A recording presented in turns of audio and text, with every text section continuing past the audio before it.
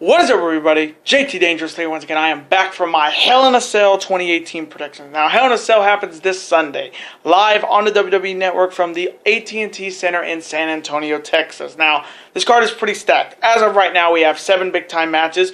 We have 5 titles on the line, and as of right now, we have 2 Hell in a Cell matches. So I'm very excited to do these predictions for you guys this year, and I hope you guys do enjoy. Now, our record coming into Hell in a Cell this year after our last WWE pay-per-view, which was the biggest party of the summer, SummerSlam, we went 8-5. And shouts out to one of my commenters, the cheapest heat, for his winning record at SummerSlam. Hopefully we will see his picks in the comment section. And our overall record coming in is 142, 69-1. So we're coming off a damn good pay-per-view last month, even though the matches were very predictable. Got a winning record. We ended that terrible year we had last year at SummerSlam with a winning record this year. We haven't had a losing record all year, and I'm looking to keep it that way. So hopefully in this video we will continue the winning ways. We're on a 5 pay-per-view winning streak. Hopefully in this video we will make it 6. Now, this is the third of 5. That's right, 5 big videos that will be up on the channel today. So hopefully you guys will show your support and watch all these videos. Now, right after this video, I'll have my official New Japan Pro Wrestling's Destruction and Beppu 2018 predictions, which we will see Goto defend the Never title against Taichi, and Tetsuya Naito facing off against Minoru Suzuki. So I'll have those predictions right after this video. And then to finish up tonight, I'll have my Week 2 NFL predictions. So remember, 5 big videos will be up on the channel today, so hopefully you guys will show your support on all 5 of those videos. As always, the way you show your support is by watching the video, super kicking that like button, and hitting that notification bell, and commenting your picks and your opinions in the comment sections down below. Now, if this is your first time watching my channel as a first-time viewer, and this is your first video, boy, you picked a good one if you're a huge WWE fan like myself and you're ready for this year's Hell in a Cell pay-per-view. Welcome to the Dangerous Alliance. I am JT Dangerously. Welcome to the club, because this club is just two. Whoop, whoop. Again, thank you guys so very much. Now, other than that, let's get right into these predictions. Now, if they do add any other matches to this card, like maybe the Raw Tag Team titles, the SmackDown United States title, or the Intercontinental title, I'll have them in the comment section down below. But I'm going to do the 7 matches that have already been confirmed.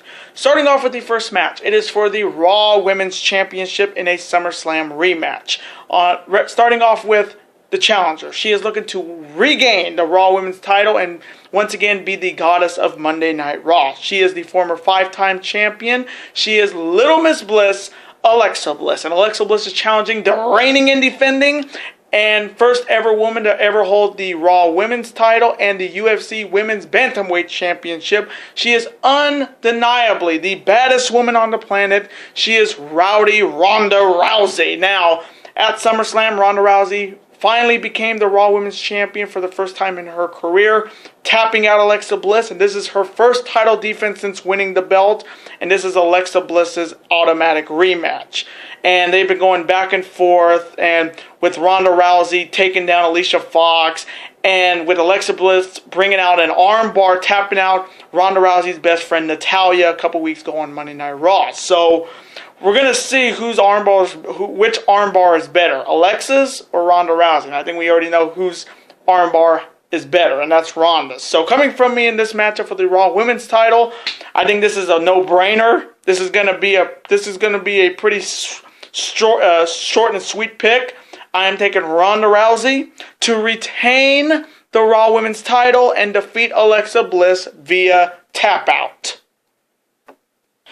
And now the next matchup. It is a mixed tag team battle featuring the married couples of SmackDown Live. On one side, you have the It couple consisting of the former 8-time Intercontinental Champion The Miz and his wife Maryse, facing the former General Manager of SmackDown Live, the leader of the Yes Movement, Daniel Bryan, and Brie Bella. And this is the ongoing rivalry between The Miz and Daniel Bryan. Now they're bringing their wives into it. Now at SummerSlam, with the help of Maryse and Brass Knucks, Miz defeated Daniel Bryan. And the night after SummerSlam, Miz and Maryse definitely gloated, talking about Daniel Bryan's family, his daughter, in which Brie Bella came out, punched Miz in the face, in which Paige announced that it was going to be a mixed tag match between Daniel and Brie and Miz and Maryse. Now, for me, this is a filler match.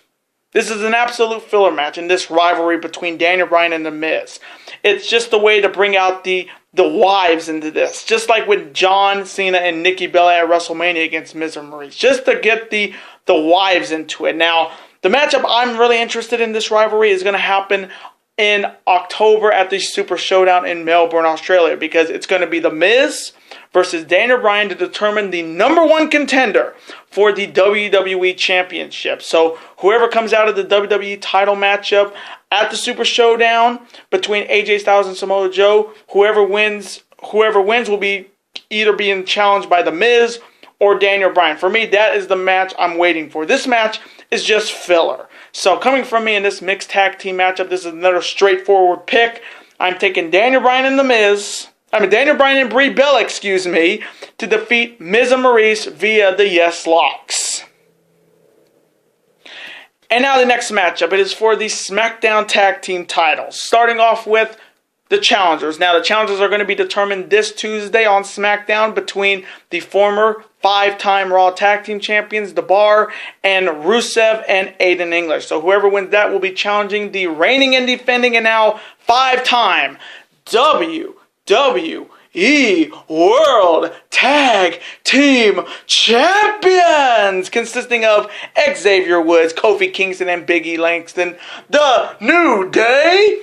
Now, The New Day won back the SmackDown Tag Team titles the night after SummerSlam in a no DQ match against the Bludgeon Brothers. But we all know why the Bludgeon Brothers had to lose that match, because Eric Rowan was going into surgery for a torn rotator cuff. So that's why the New Day won the tag team titles. Now, this is their first title defense in over a year. And ironically enough, their last title reign happened here at Hell in a Cell in 2017. And we all know how that ended for the New Day. Their title reign came to an end to the Usos in the first ever tag team Hell in a Cell match. So will history repeat itself with the New Day losing the SmackDown Tag Team title, or they're going to rewrite history and retain the belts?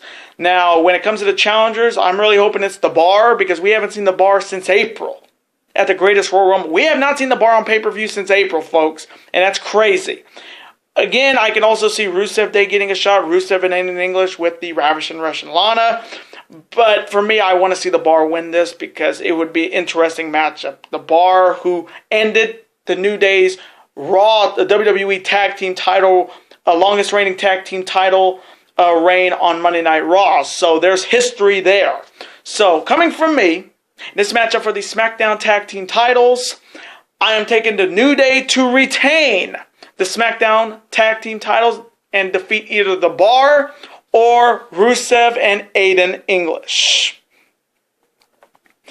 And now the next matchup, a one-on-one battle contested inside Hell in a Cell, featuring the Viper and the Legend Killer Randy Orton facing the charismatic enigma Jeff Hardy. Now, this whole thing started at Extreme Rules after Randy Orton came back from a 2-month absence. He set his sights and his target on Jeff Hardy. And in a promo the week after, he has said he is looking to destroy the charismatic enigma. And he has been on a vicious streak since coming back. He has attacked Jeff Hardy from behind, costing him shots at the U.S. title, going after the hole in his ear viciously. And if you have earrings and somebody just pulls on it hard and viciously, you know it hurts.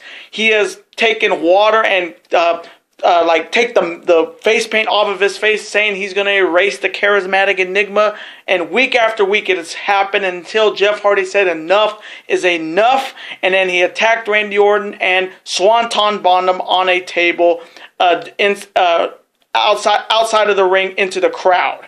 And then a few weeks later, Jeff Hardy called out Randy Orton, saying, "I want to end this once and for all." And he challenged Randy Orton to a Hell in a Cell match. Now, my opinion on this is there's only 2 reasons why this is a Hell in a Cell match. One, it's Jeff Hardy's first, because Jeff Hardy's been in every type of match. We saw that package on SmackDown last week. He's been in all types of matches. Steel cage matches, TLC matches, ladder matches, falls count anywhere matches.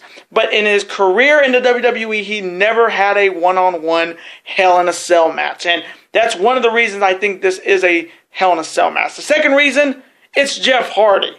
Anytime he does something crazy, it has to be in a big time match. He does a swanton off a ladder. He does a whisper in the wind off on top of the steel cage. It's Hell in a Cell. We've seen Shane do crazy things in this matchup. We saw it last year. Shane was crazy. Jeff is extremely crazy, and you know he's going to jump off this cell. So that's the other reason I think this is inside Hell in a Cell. And honestly, I don't think this match needs to be inside the cell, but I can see why. But it's crazy that, and then on the other side you have Randy Orton, who's making his 7th appearance inside Hell in a Cell. He's won 3 Hell in a Cell matches in his legendary career. He's beaten guys like John Cena. He's beaten guys like Sheamus. He's beaten guys like Daniel Bryan. And he is the veteran in this Hell match. He knows how he can methodically hurt you in this. He can just make you suffer. And that's what I like about this Randy Orton, this new Randy Orton that came back. He's more vicious. He has that killer style in him like he had in 2009. And putting this guy in Hell in a Cell against a first-timer, and first-timers usually do good in Hell in a Cell. I mean, Del Rio won his first Hell in a Cell. Mark Henry won his first Hell in a Cell match. So first-time guys inside this cell have done pretty well. So history is a little bit on Orton's side and a little bit on Jeff's side. So coming from me in this one-on-one match inside Hell in a Cell, I can just personally guarantee this Jeff is jumping off this cell. Guaranteed that announce table will be ready to go for sure. But coming from me, I think that risk is going to cost them. So I'm going to take Randy Orton to defeat Jeff Hardy.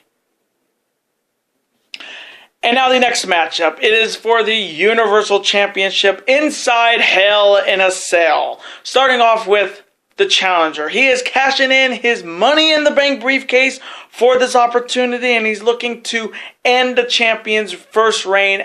He's looking to end the champion's first reign. Now, he was the most over guy on Monday Night Raw every Monday night, but with the mind of Vince McMahon running this show, he is the bad guy in this situation. He is the monster among men, and if you know who it is, it's Strowman! And Braun Strowman is challenging the reigning, defending, yada yada yada, Universal Champion, the self-proclaimed big dog, and Vince McMahon's #1 dick sucker, Roman Reigns. Now, this is the 4th one-on-one meeting between Braun Strowman and Roman Reigns. Strowman has won the last 2 meetings, and Roman's last win against Braun Strowman, you have to go all the way back to Fastlane of 2017. So Roman Reigns has been the bitch in this rivalry for sure. Now, this whole thing started at SummerSlam, where Roman Reigns finally climbed the mountain and beat Brock Lesnar to win the Universal title for the first time, his first major world title in 2 years. Yawn. And the only reason people stayed for that main event was Braun Strowman was out there. And that is the fact. That is a guaranteed fact, because if Braun Strowman was not out there dangling that Money in the Bank briefcase, those people would have left hours before that match even started. And then the night after SummerSlam, Roman Reigns, the fighting champion, took on Finn Balor, the first ever Universal Champion, in which he beat Finn Balor with 1 spear. What else is new? And then before that match ended, Braun Strowman came out. He was about to cash in that Money in the Bank briefcase, make the whole crowd go crazy and go home happy. But then you hear the whole Sierra Hotel, Echo, Lima, Delta, Shield, Indigo, Sierra Hotel, India, Echo, Lima, Delta, Shield. When they had Dean Ambrose and Seth Rollins in Shield attire come out and cost Braun Strowman his opportunity to cash in on Roman Reigns, in which we all know what that meant. That meant that this is Vince McMahon's idea of lessening the boos to Roman Reigns by putting him back with the Shield. And it's just so stupid. And then the week after, they had a tag team match in which Braun Strowman flat out said, I am cashing in my Money in the Bank briefcase, and I'm gonna take the Universal title away from you inside Hell in a Cell. So this is a double shot for Braun Strowman. He's cashing in the Money in the Bank briefcase, which he really doesn't need to, but they're making him. And then that same night in the main event, Braun Strowman turned heel, which I'm just gonna rant right now. The fact that they turned the most over guy on Monday Night Raw, Braun Strowman, heel, just to make Vince McMahon's number one dick sucker Roman Reigns look strong is pathetic. He was the most over guy on the company. He was doing things that people were cheering every week. He had the greatest catchphrase of "get these hands." You heard it everywhere he went. But then when you turn him heel to make your champion overcome and look strong, it just killed this match. It killed it. Because the match was almost predetermined by what happened. And then it just made no sense. It was stupid. And this is all Vince McMahon's idea. You see how senile and old he is, that he's gonna just bury the most over guy in the company and turn him heel just to have his number one dick sucker Roman Reigns overcome against all odds and look strong. We've been here before. We saw it in 2016. We have been here before. We've been here before when he won in 2015, same deal. Overcoming the odds, making them look strong. And I hate it. Because I like Braun Strowman. Braun Strowman didn't even need to cash in his Money in the Bank briefcase. For me, he was already the number one contender. He won the Greatest Royal Rumble. He didn't need to win Money in the Bank to be the number one contender, because for me, he was the number one contender. But because he's the bad guy in this situation, he's got to cash in his Money in the Bank briefcase and have Roman overcome the odds like he always does and beat him and look strong. And we do know who's going to be challenging Roman Reigns next, and that's going to be Drew McIntyre. So you're telling me you're going to bury both Braun Strowman and Drew McIntyre to defeat your champion Roman Reigns to make him look strong? Pathetic. So coming from me in this matchup for the Universal title inside Hell in a Cell, I honestly don't even want to pick it. I honestly don't want to pick it because it's too obvious. But if you're twisting my arm, if you're making me watch Jupiter Ascending, and you know how bad that movie is, without any breaks, you can't stop the movie. If you're making me watch it without a break, I don't even want to make this pick. It's so obvious. I'm going to take Roman Reigns to retain the Universal title and defeat Braun Strowman. Ugh. And now the next matchup, it is for the SmackDown Women's Championship. And this is one of the two matches that I'm really looking forward to. Starting off with the challenger. She is looking to finally win back the SmackDown Women's title and take it back from her former best friend that stole it away from her at SummerSlam. She is the Irish ass kicker, Becky Lynch. And Becky Lynch is challenging the reigning and defending SmackDown Women's Champion. She won the belt back at SummerSlam, and she is now a 7-time Women's Champion. She is Charlotte Flair. Now, like I said, this thing started at SummerSlam in that triple threat match for the SmackDown Women's title when Becky Lynch was on the cusp of winning back the SmackDown Women's title for the first time in 2 years. Her former best friend stole that moment away from her, and Charlotte won the title. And then Becky snapped, and that crowd went crazy because it was long overdue for somebody like Becky, who has worked her ass off. No, not that I'm saying Charlotte hasn't, but this year Becky has worked her ass off. She earned that one-on-one opportunity just to have that taken away from her by Paige, just to add Charlotte into the match, and then Charlotte wins the title away from her, and on her moment, that crowd went crazy when Becky attacked her, because we all know what she's been through this year, since she lost the SmackDown Women's title. Becky has been underutilized throughout 2017, and she finally got a huge break in 2018 with knocking off almost all the SmackDown Women's division, even knocking off the then champion Carmella, But then it was like the rug was pulled off of her and saying, nope, we're not going to give it to you. We're going to give it to Charlotte because it's Charlotte Flair. And then a couple weeks ago during the SmackDown Women's Title match with Charlotte and Carmella, after the match, Charlotte retaining, Becky attacked her from behind saying, at Hell in a Cell, I'm going to take your title, you bitch. And that crowd went crazy again. So Vince is actually telling us we need to boo Becky. You crazy? We're not going to boo Becky either. It's like you're trying to tell us to boo Braun. We're not going to boo Braun. We're not going to boo Becky. And they had an intense backstage interview 2 weeks ago on SmackDown, and it was just so intense. You can feel it, and that crowd was so pro Becky. They were nowhere on the side of Charlotte in this situation, because we remember Charlotte attacked Becky from behind before, and it's just tit for tat. So, coming from me, this matchup for the SmackDown Women's title. Now, this matchup I wish was in Hell in a Cell, because this would have been amazing.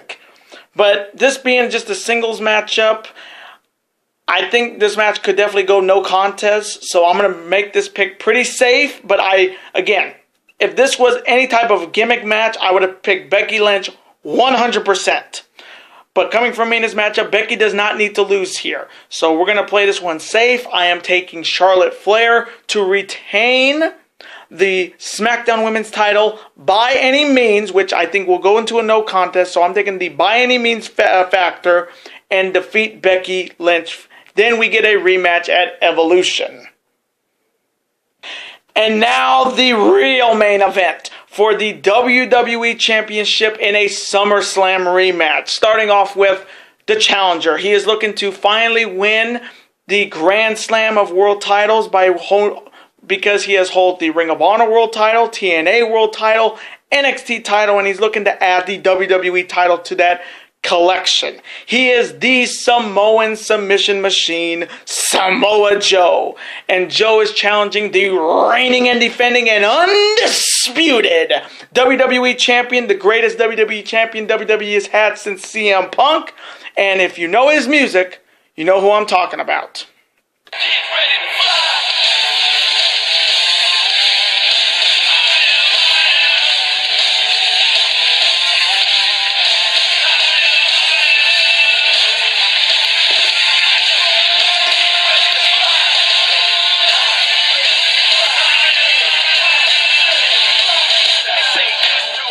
He is the phenomenal AJ Styles! Now, at SummerSlam, they had easily their best match for the first time in the WWE. And if you've watched Samoa Joe and AJ Styles in the past like I have, and I know you guys have, they never disappoint. And that match was easily the best match on that whole SummerSlam card.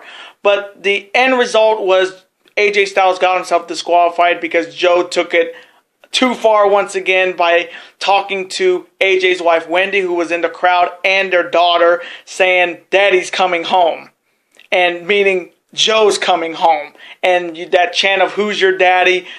AJ heard it. He heard what Joe was saying about his wife. He snapped, he got a steel chair, he attacked them, in which Joe won the match by disqualification, but AJ retained the belt. So this is the rematch I've been waiting for. And this match should be inside Hell in a Cell because of how personal it's getting. The personal stuff with Samoa Joe talking about AJ's wife, saying, "Hey, Wendy," and saying that I'm gonna bring your daddy home, and he's gonna go night night. Like, this rivalry has been maybe the most personal. Like, I've seen Samoa Joe go personal sometimes, but this is going beyond personal. It's like going down to Claire Lynch TNA era, personal with families. So, but I do like it because Joe is a great promo worker. He's using the mental side of being a wrestler, getting in your opponent's head, the mind games, if you will. Then on the other side, you have AJ Styles, who's been the champion since November of last year. He is 2 months away from being the champion for a full year. He's the cover boy for WWE 2K19, and he has been on a phenomenal roll. No pun intended. And honestly, this is maybe his best rivalry. I mean, he's had rivalries before, I mean, the Nakamura one was a very disappointing one. This one is maybe his best one, and they've only had one match. So, and they're gonna have a match at Australia. So we don't know who's gonna be and that's gonna be for the WWE title. So it's gonna be a pretty good solid couple months between AJ Styles and Samoa Joe in the ring wise. So coming from me, in my opinion, the main event for the WWE title, even though it's going to be Roman and Braun, but that match does not matter. This one's tough because I like Joe and I like AJ Styles. I've been an AJ fan for years, just like you guys. Been watching him since the TNA days, like you guys. Been watching Joe since the TNA days, like you guys have. This one's a toss-up. And you know I don't pick against AJ often. I know I picked against AJ a lot this year. So coming from me, oh my God. I'm going to take, and if I'm wrong, I'm going to hate myself. I'm going to go with Samoa Joe to finally win the WWE title and defeat AJ Styles. And I hope I am wrong. And those are my Hell in a Cell 2018 predictions. I hope you guys do enjoy these predictions today. Comment below, who do you have winning between AJ Styles and Samoa Joe? Who do you have between Braun Strowman and Roman Reigns? I think we already know the answer to that. And who do you have between Jeff Hardy and Randy Orton? Let me know in the comment section below your picks and your opinions. Let's have a conversation about it. Of course, I'm always on to see your comment, like it, and of course reply right back to you because comments are absolutely always welcome on this channel. Now, I do want to thank you guys so very much for watching. Now, before you guys go, you guys can never forget to do this. That like button, comment, share with your friends. Of course, super kick that like button like only you guys can. Of course, you can never forget to do this as well. That subscribe button, become part of this bigger and dangerous alliance. And I will see you guys later today for my New Japan Pro Wrestling's Destruction and Beppu 2018 predictions. Goto Taichi and Naito Suzuki. Later days, guys, and peace.